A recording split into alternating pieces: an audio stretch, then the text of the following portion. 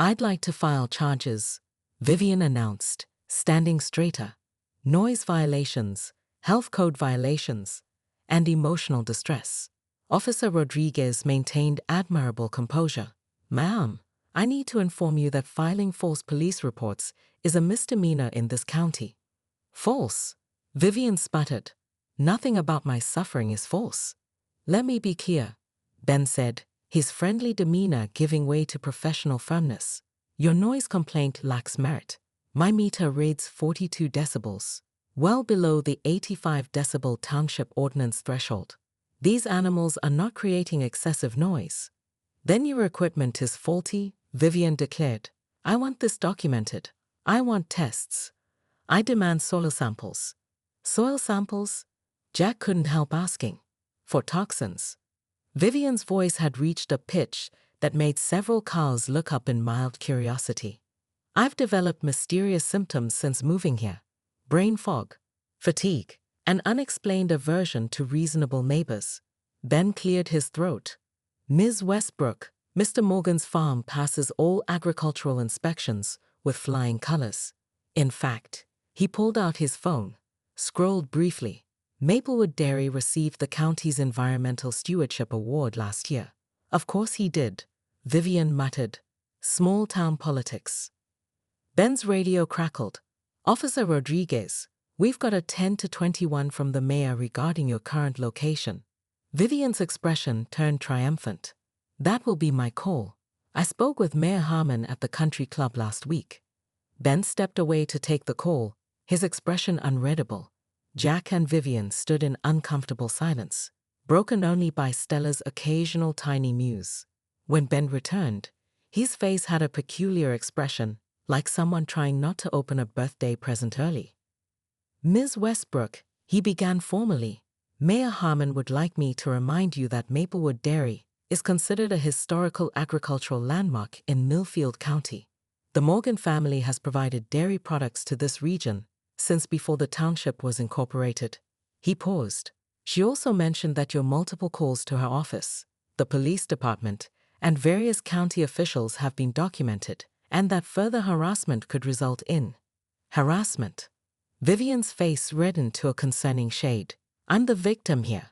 The mayor also asked me to inform you that your request to rezone this area has been officially denied by the county commissioners, as has your petition to have the farm classified as a public nuisance." Vivian's mouth opened and closed several times, no sound emerging. "And finally," Ben continued, clearly enjoying himself now, "she wanted me to personally deliver this." He handed Vivian an official-looking envelope. Vivian tore it open, scanning the contents. Her expression shifted from outrage to disbelief. This is a citation for water misuse, for a koi pond?" "Apparently," Ben said, "your decorative water feature exceeds the township's ordinance for private water features and was installed without proper permits. The fine is $2,500, with daily penalties accruing until rectified. But the developer installed it. It was a selling feature. This is targeted harassment." Jack, who had remained quiet, finally spoke. "Funny how that works, isn't it?" 3 weeks later, a faux SAAE sign appeared in front of Vivian's house. The online listing emphasized proximity to luxury shopping and mentioned nothing about countryside views. By autumn, Jack had new neighbors, the Chens, a family with 3 curious children who were fascinated by the dairy operation.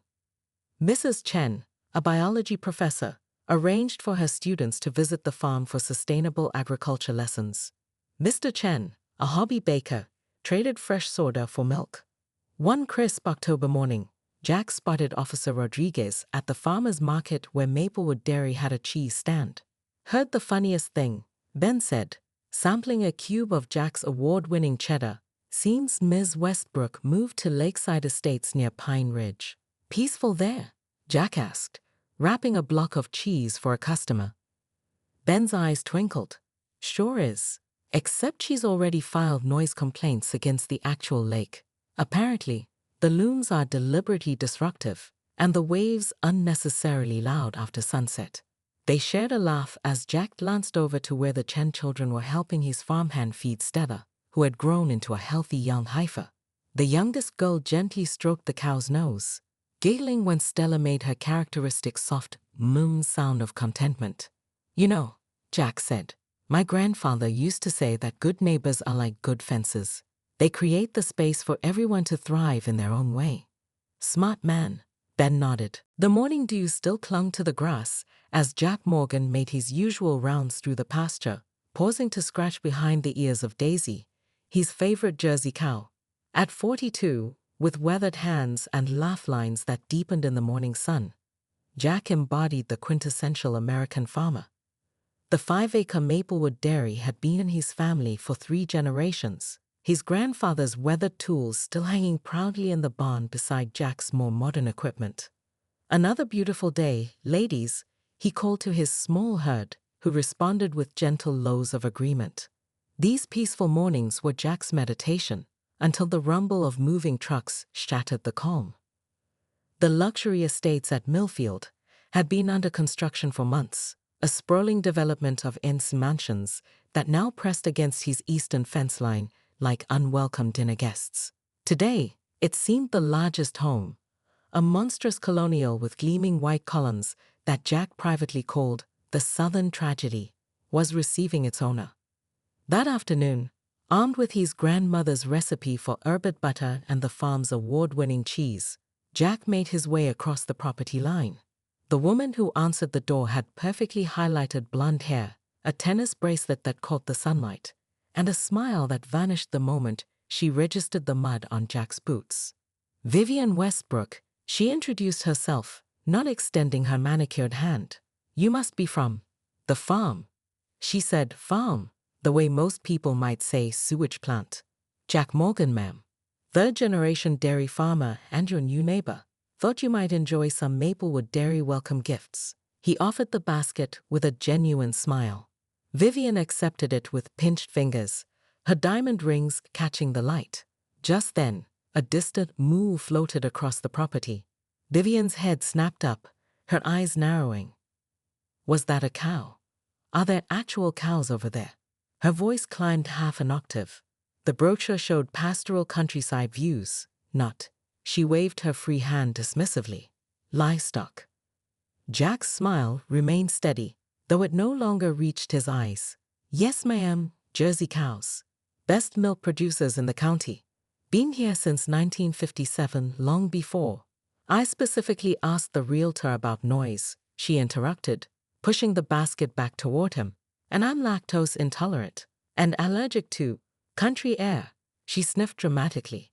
"I've already scheduled the landscapers to install a privacy hedge.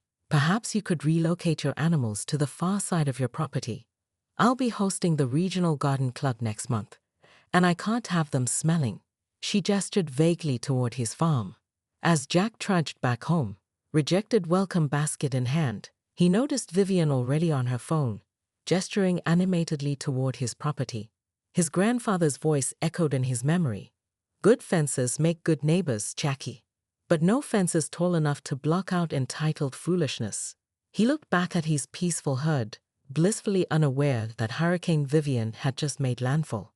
The next morning, Jack found himself stopping at Eddie's garage in town, ostensibly to check on parts for his tractor, but really to process his encounter with Vivian. Eddie Martinez had been his best friend since 3rd grade, when Jack had punched Tommy Wilson for making fun of Eddie's accent. Now Eddie ran the only mechanic shop in Millfield, where farmers and townies alike brought their vehicles and their gossip.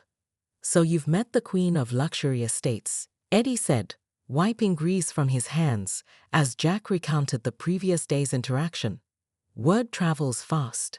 She's already been to the coffee cup complaining about agricultural odors to anyone who'll listen." Jack groaned. "I've been smelling manure my whole life. It's just the smell of honest work." "Oh, it gets better," Eddie chuckled, leaning against a workbench. "She marched into town hall yesterday afternoon, demanding to see zoning records. Marge at the front desk said she wanted to know if there were legal means to remove outdated agricultural ISOs from otherwise premium real estate areas." Jack's stomach tightened. She's been here one day and she's already trying to get rid of me? Typical city folk, Eddie shrugged. Moved to the country for the charming rural aesthetic, but don't actually want any of the rural reality. He clasped Jack's shoulder. Don't worry, amigo. Marge told her your farm is protected under the Historic Agricultural Preservation Act. Your grandfather made sure of that before he passed. Jack nodded, remembering how his grandfather had fought to protect the family land when developers first started eyeing Millfield 20 years ago. Old Man Morgan had been shrewd enough to get the farm designated as historically significant, one of the last family-owned dairies in the county. I'm not worried about legal challenges, Jack said, though his furrowed brow suggested otherwise. I'm just tired of explaining to people that food doesn't magically appear in grocery stores. Someone has to grow it. And my cows are the gentlest creatures on earth. They're practically silent compared to those barking designer dogs she probably owns. You know what your granddad would say, Eddie grinned. They finished in unison. City folk want country living without the country part. As Jack climbed back into his pickup, he couldn't shake the feeling that Vivian Westbrook wasn't just an entitled neighbor. She was the advanced scout for a way of life that had been pushing against farms like his for decades. People who wanted pastoral views in their Instagram photos, but would call the cops on a rooster for doing its job.